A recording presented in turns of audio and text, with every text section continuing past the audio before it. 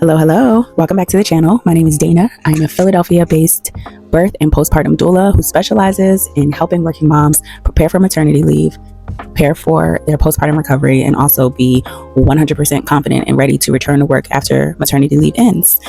Let's get into our next video. I don't really have a set topic or format for this video, just kind of some announcements and conversation pieces.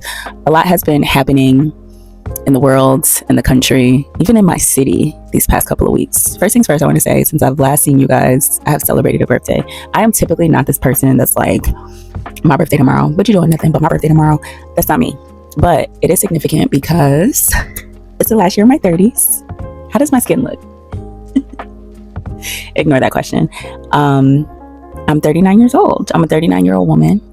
I don't feel old because 39 is not old. I'm not offended by being seen as an auntie because I get it. I've been a teenager. I've been in my early 20s before, so I know that it just seems like, whoa, 39, but 39 is not old, guys. You have to preserve yourself. I thought I saw my first gray a couple of months ago when I was blow drying my hair, and I think it was just like product on there, but seeing a gray hair on my head, I was like, okay, this is happening. Aging. Now clearly I've already started aging. Like I already see the difference in my face from when I was like 25 or 18. I get it. It's going to happen and I'm ready for it. But the gray hair was like, oh my gosh. But false alarm. No grays yet. But I'm ready for you if you're coming. If you can hear me, you can turn gray. I don't care. The reason I bring it up though is because there's a video that went viral maybe a couple weeks ago of a creator. Don't know who she is. I just saw a repost of her video. I'm going to call her a young lady, but she was a young lady basically having this existential crisis about turning 40 and feeling like she has not accomplished anything and she hasn't done anything with her life. Like I'm supposed to be an adult. I'm supposed to be able to handle these things and I can't handle anything. And I literally am just realizing like it's been 40 years of this and like it's 40 years of just being confused and not knowing and like figuring things out slower and like not like I haven't built anything. I have nothing like to show for this. And I was like, I'll be 40 next year. Do I join her in her car and cry with her, or do I relax? But the truth is, honestly, I had that same meltdown when I was 25. I remember 25 was like, it felt like doomsday for me. I felt like I'm 25. I haven't accomplished anything. In hindsight, so ridiculous. And I think, yes, there is quite a chunk of distance between 25 and 40, but I do feel like no need to fret. 40 is still young. 40 is still, give yourself grace. I know she's not specifically watching this, but because it's my birthday, because I'm such an introspective person, because I am almost exactly 1 year away from 40, I wanted to talk about it. It might help somebody.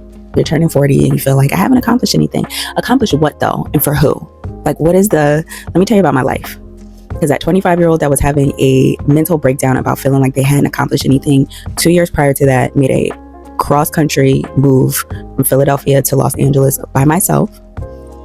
Was living in Los Angeles, was surviving, was figuring life out and navigating in a new city.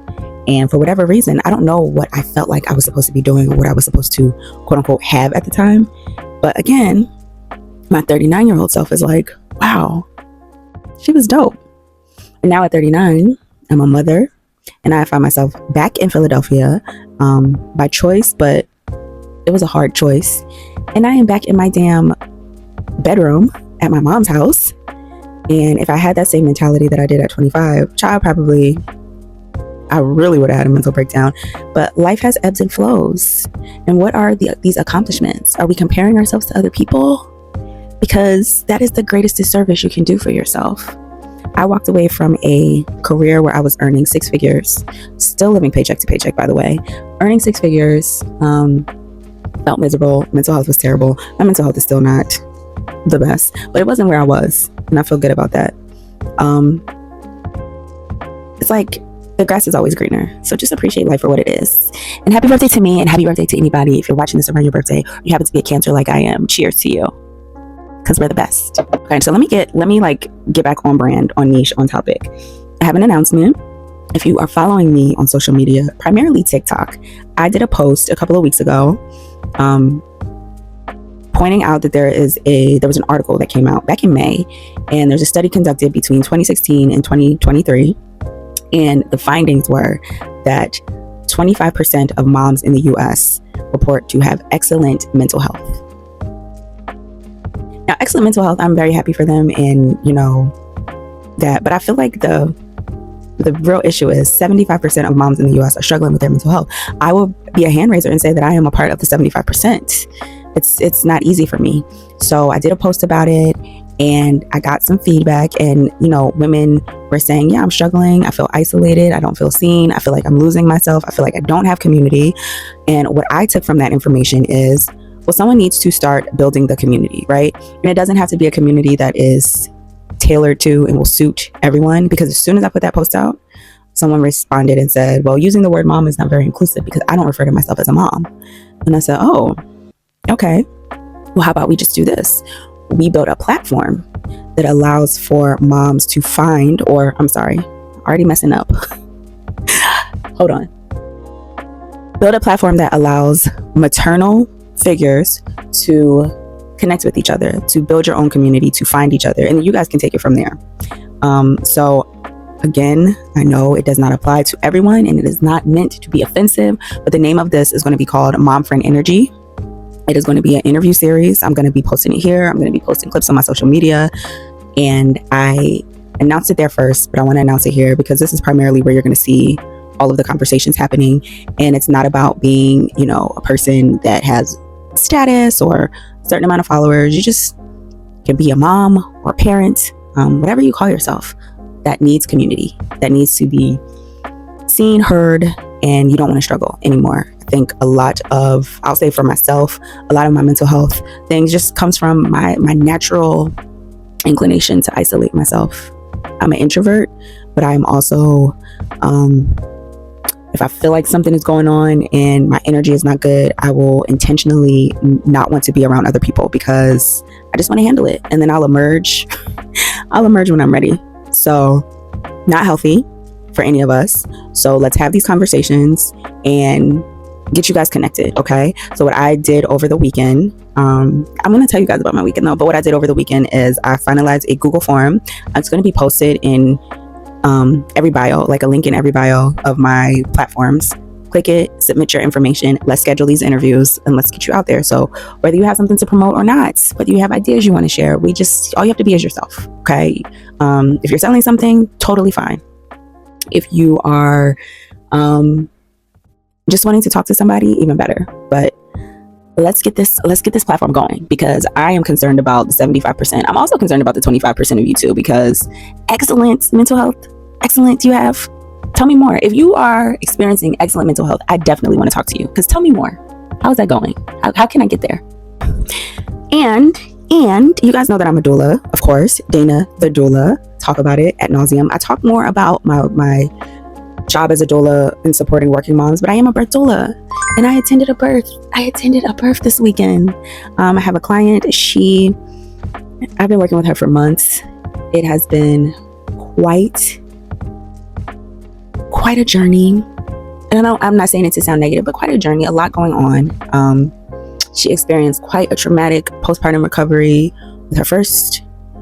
And then with this pregnancy, she was initially carrying twins. She experienced loss of one of the babies. And towards the end of the pregnancy, started seeing some of the similar complications creep up that she had with her first pregnancy. So I was just kind of on the edge of my seat for the last, let's say, month or so of her pregnancy, because I thought maybe she's gonna have this baby early. And even her midwife was like, we have to prepare for a preterm birth because it's seeming like she wants to come sooner rather than later. But thankfully, this beautiful baby girl was born full term yesterday evening at 7 p.m. on the dots. Like the clock was there and it was 7:00. And what made this experience different is I named her. I got to name the baby. So there was a family group chat going on with my client and her family, and they were trying to figure out, up to the very end, what are we going to name this baby? And I don't know, it just wasn't even like, I feel like it wasn't even me that came up with it. I just feel like the idea came to me. And I just said a name out loud while they were talking. And her mom was like, what did you just say? Say that again. And I said the name and they were quiet. And it was decided. That's her name. So that was a doula first. I got to name, not only did I get to assist a mom through her pregnancy, I got to obviously be there while she was in labor and the baby was delivered, but I got to name the baby. That just means so much to me. That just makes this experience so much more special. And I will be supporting her in postpartum. So I'm excited. I really like this family, young family, but close knit. And yeah, I just love it. The dad is the husband. He's great. He is attentive, and she is basically living like a queen. I think she is, right? When you're in it, you're not really seeing, right? You're not really appreciating it. But I know that she's going to look back on these days and be like, how blessed I am to have this amazing family that we are building together. Now, let me get on my little high horse real quick. It's actually not a high horse. It's like a little miniature pony. Another conversation that I saw within the past week or so is there was a video posted here on YouTube of a very popular, well-known pundit personality. I'm going to put her name here. And she was debating 20 people that have, for the most part, opposite opinions as hers. And she said something a couple of times. I don't follow her closely. I kind of know her MO and the gist of her platform. I don't really want to be that tapped in to hear things that I feel like could be harmful. But she's been saying that a woman's true purpose and her true happiness is to stop working, stay at home, and focus on raising her kids. And first of all, that is the antithesis. If every woman did that, I would be out of a job. As a doula that focuses on supporting working moms, I could still be a doula. But it's not even so much I want to be out of a job. I just feel like there's this narrative that is being pushed that I keep seeing from her to other like trad wife influencers. The woman that said when she goes out, she doesn't even speak to or acknowledge people in the presence of her husband because he does all the talking for her. And I think this is all very dangerous stuff. So making general statements about what will be best for every woman is ridiculous because not all women have the same desires. I just know that from being a human. It's not in human nature that we all want the same things. We all get marketed stuff. We can all be kind of conditioned to believe that we want certain things. But even within that, we do not all want the same things. And that is why there's this need and a space within society for us to all fill in different roles. Motherhood is not for everyone. And first of all, as a mom and as a doula, I will say first and foremost, don't do this unless you really want to. Prior to becoming a mother, kind of made a pact with myself. I am okay if motherhood is not in my destiny, if it's not a part of my life's purpose or journey. I found comfort in that. I was fine with it. I didn't feel like I was missing out on anything. But then I became a mom. And I'm only mentioning this because I just want to like thread a common thread through my content, right? I don't want women to lose themselves in motherhood. I don't want you to. So that's why I have mom friend energy. We still need to maintain our identity, maintain ourselves, maintain our mental health. Becoming a mom I've always understood the other side of people that's like, I don't want kids. I respect it so much more now. Not because I have any regrets in motherhood, but I respect it because it is like unwavering. You can't like maneuver out of the responsibility unless it's like you're giving your child to someone else to raise your child for you. But the emotional, you have to be there for your kid. It's in a sense self-sacrificing, but not to the point where it shouldn't be where you completely lose yourself, all sense of identity, purpose, and ambition. So I just want to call this out as like a precursor to the stuff that I will continue to be talking about.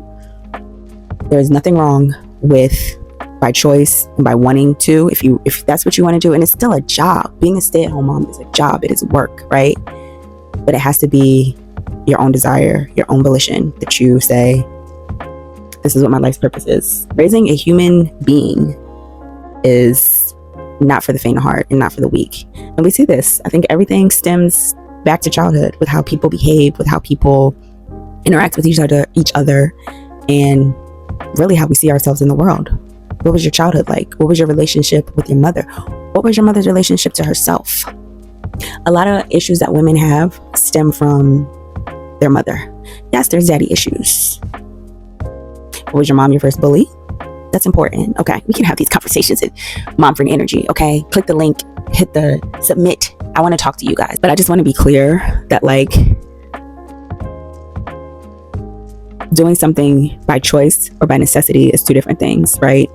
Legislation just passed that is going to make things a lot more financially challenging for so many families in this country. So we might see an uptick of women leaving their professional roles to focus on supporting their children. But that is not where your purpose and value lies. And it's so interesting to hear this rhetoric coming from people that have careers. Your career is being an influencer. Your career is being a content creator, right? That is how you're helping to provide for your family. Your husband might be, the financial provider, but you are still contributing by doing outside work.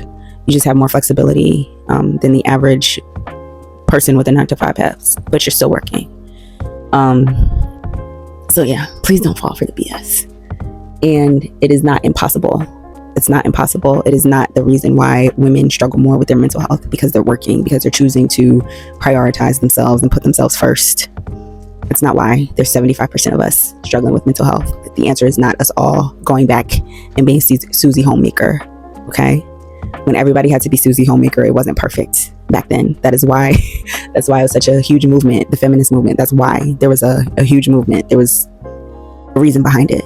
So let's continue to talk about it. I just feel like a line was being drawn in the sand, and it wouldn't be authentic of me to be quiet about it. I feel like, the more you see conversations surrounding it, the fact that there's like big news articles written about it and a lot of media attention kind of shows where the collective consciousness is going. And you might see people starting to normalize that, but it's not normal. You cannot speak to the desires of every woman. So yeah, I'm here for the working moms. You don't have to leave your career if you don't want to. If you're able to be a working mom, it's not going to be easy, but work with someone like me who can help you prepare, be ready, and go back into work just as powerful as you were prior to starting your family. Okay, you guys, so I'm so glad we had this time to talk. And go to the link in the bio. You have Mom for an Energy interview form to submit to schedule your interviews with me, and I want to hear from everybody. You disagree with what I just said? Talk to me about it. I see this as being more like, I'm just Barbara Walters. I want you guys to tell your story. I want you guys to get your stories out there. Okay, it can be you want to build a community that is the complete opposite of any community that I would be a part of, so be it. But we can still have respectful conversation. So Mom for an Energy, and then also there's links there to work with me personally. I still do virtual client work with working moms all around the country, honestly, where I am able to support you. So we can have a session together. You have a personalized guide, and we'll have that time. Okay, guys, it's late and I have some work to do, but I'll see you guys soon. Thanks for watching.